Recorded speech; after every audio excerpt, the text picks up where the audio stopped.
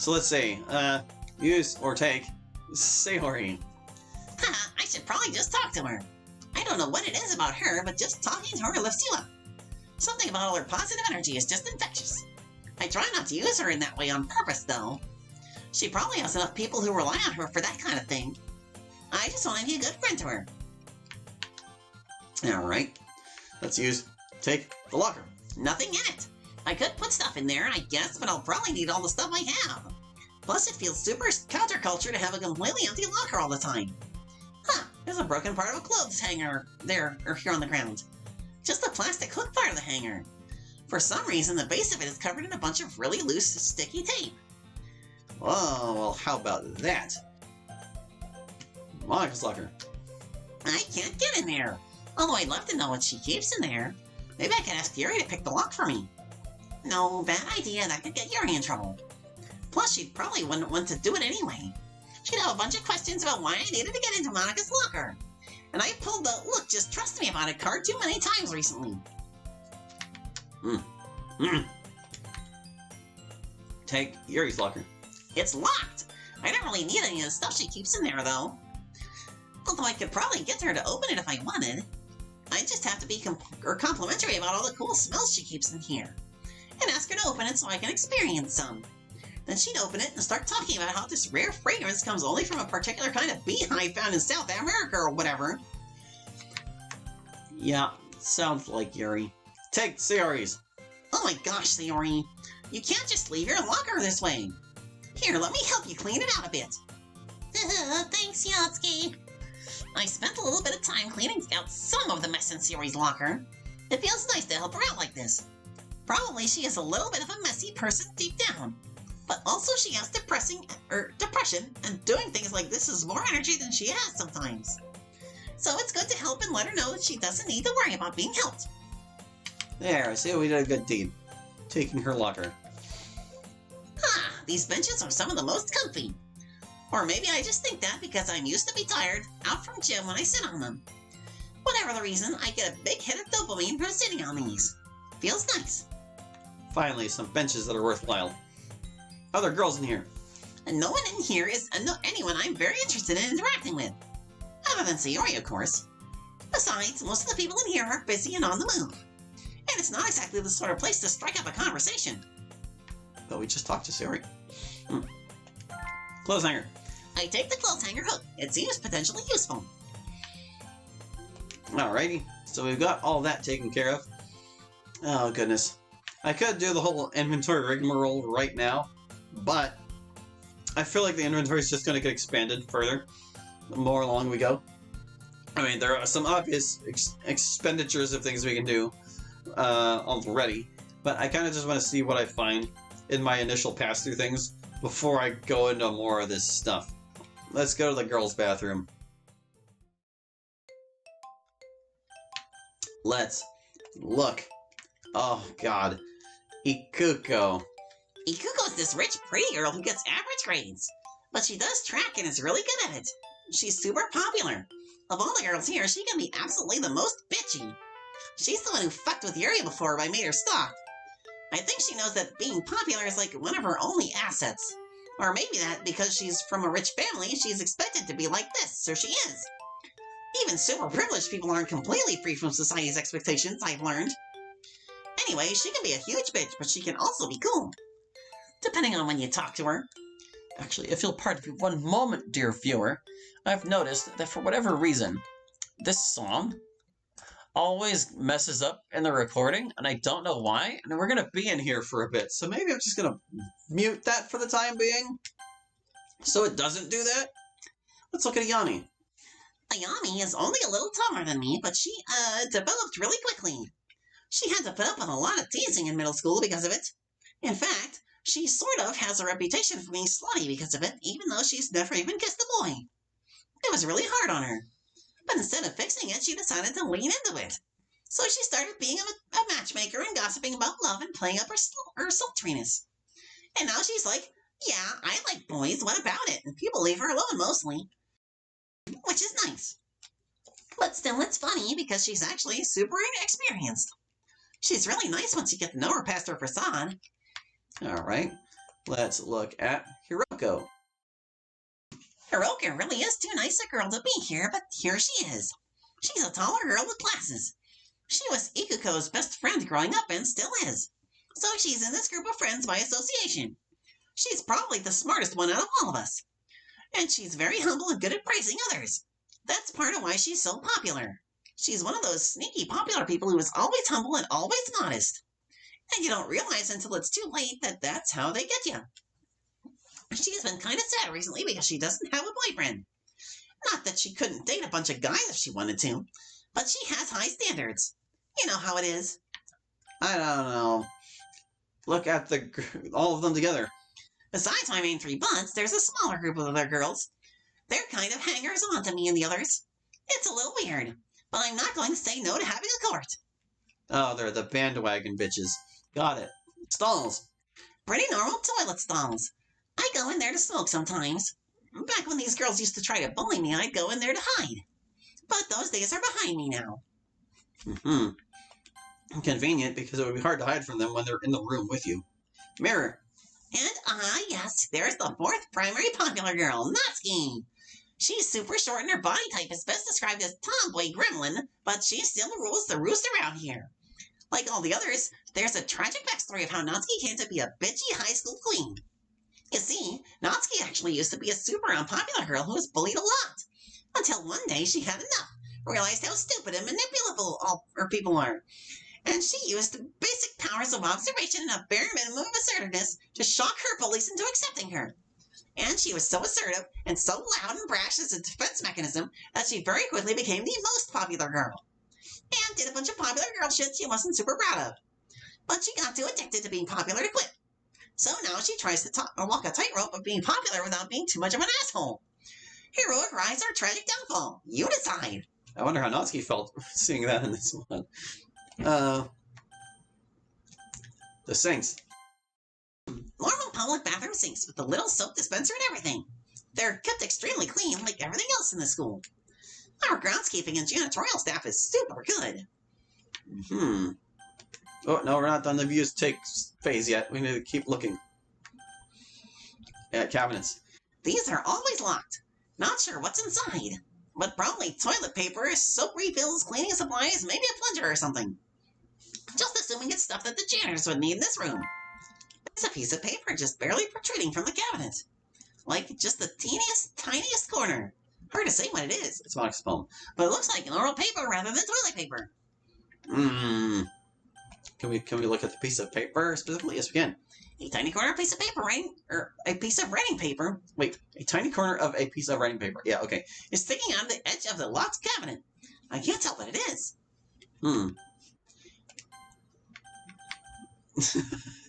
Whenever the piece of paper is here, we just can't quite reach the top, or no, we can barely reach the top of the menu.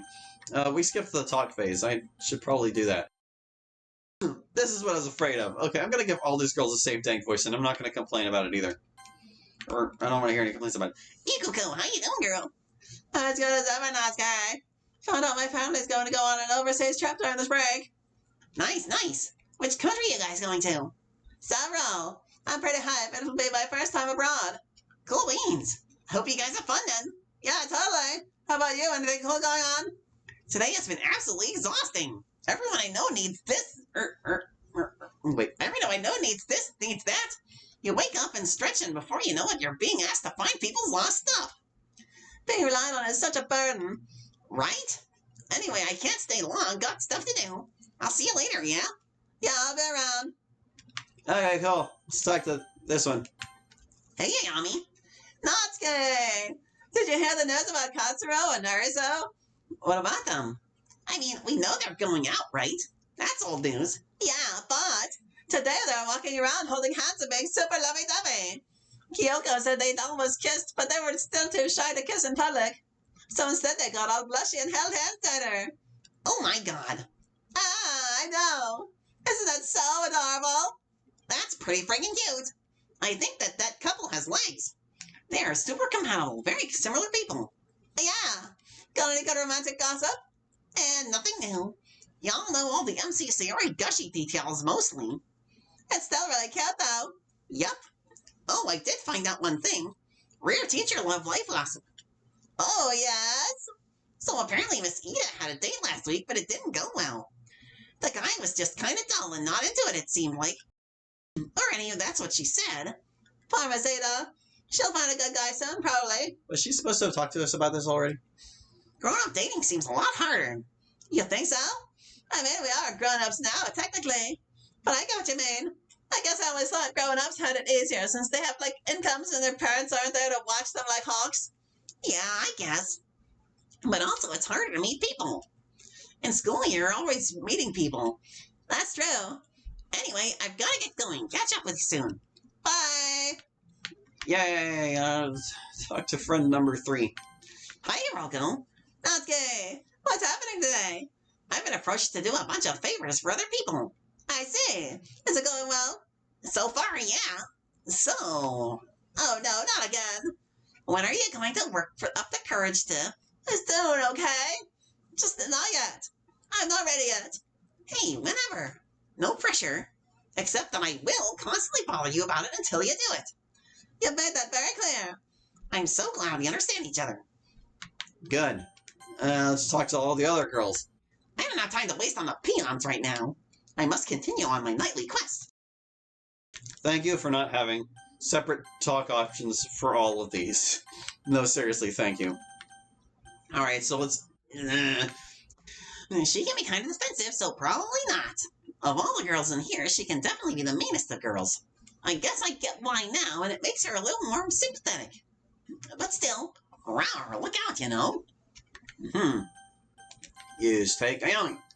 Ha, Naomi is pretty flirty, but she is all talk and no substance. Plus, no matter how flirty she is, she's actually super straight. She has said shameful things about hot boys in here. But then again, we all have. So no one can blackmail anyone else. Yeah, that's pretty good for you, I guess. Not being able to blackmail each other. Aw, I don't want to do anything to Hiroko. She's so quiet and kind. You just want to pat her on the head and tell her she's doing great. I could probably just reach her head if I stood on my toes. I can reach Yuri's, and Hiroko's a little taller than Yuri. This is a weird tangent. Geez, she must be really tall then. I mean, comparatively. Group of girls. I already use them for validation every day. You know, it's strange. Sometimes I talk to some of these other girls. I try to ask them about their lives and problems. You know, making friends stuff. But they weirdly don't seem interested in talking about them. Maybe they don't want to seem vulnerable. Or maybe they're really just here to be seen. Who knows? Yeah, that kind of person. Exactly. Stalls. I, don't need to go right now. Plus, it would be really weird with you here.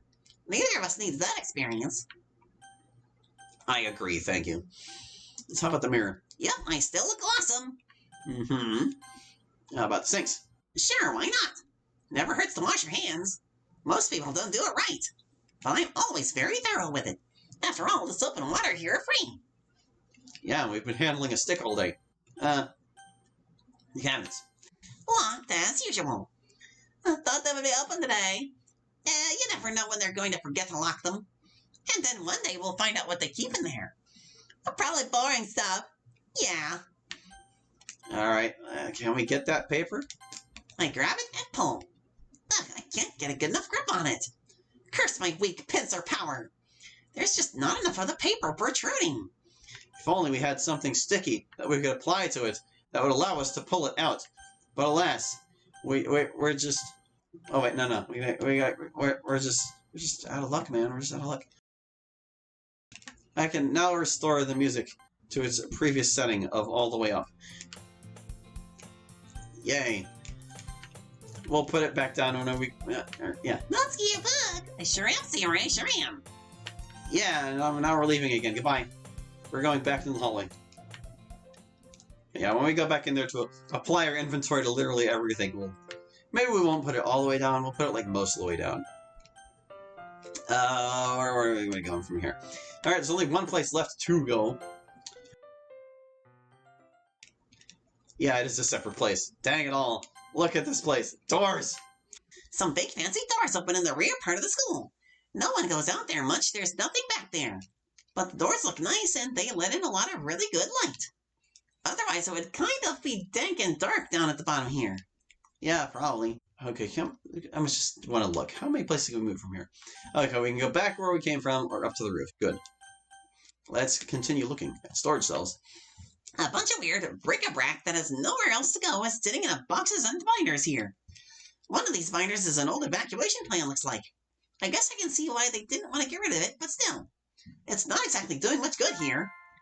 There's what looks like an old, weird car part here. No idea what it's for.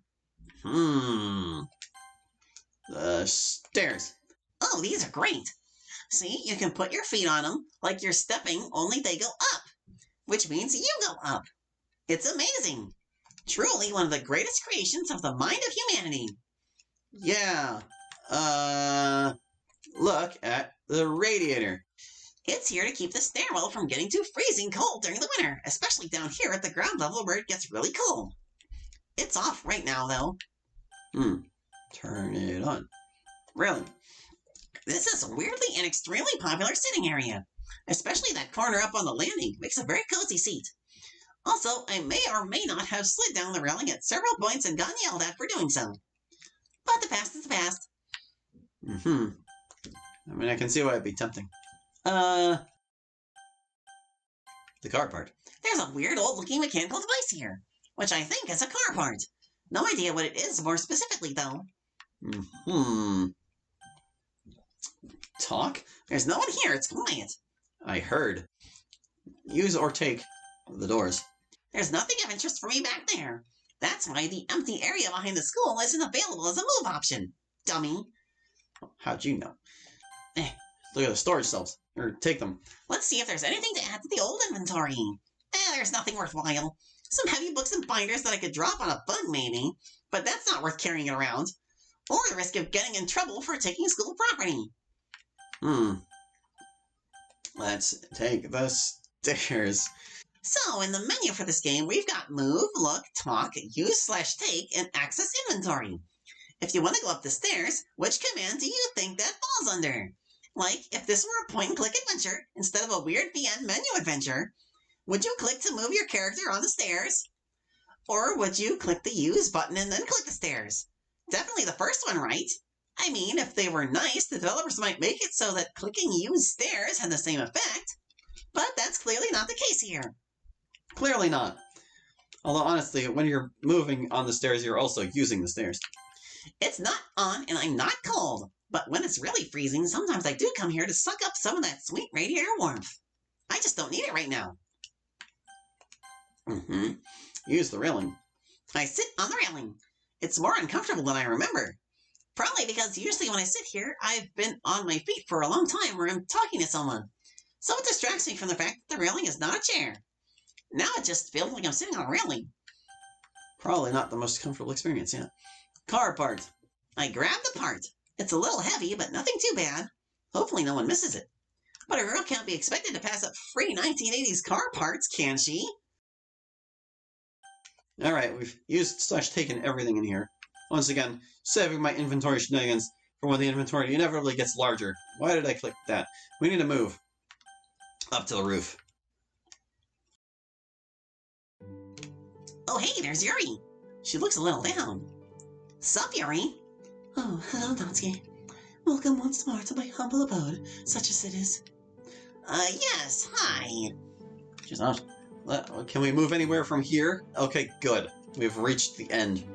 Let's look at Yuri. It's Yuri.